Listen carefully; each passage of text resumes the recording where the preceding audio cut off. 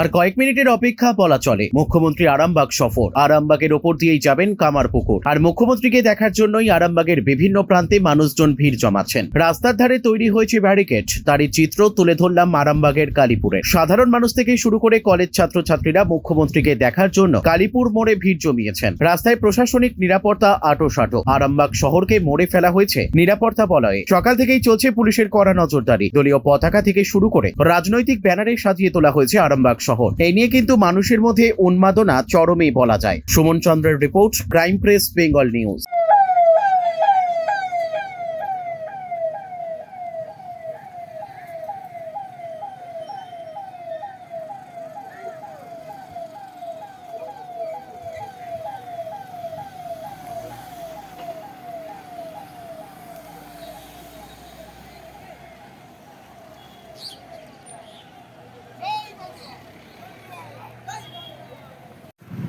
এত ভিড় হয়ে গেল, আবার ভেঙে গেল কোথাও।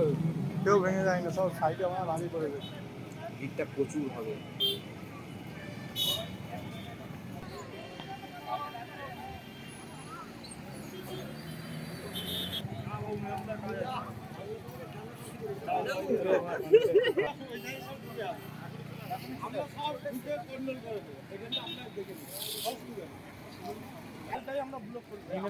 দড়িটা ধরি, হাত দড়িটা বাইরে যেন একটু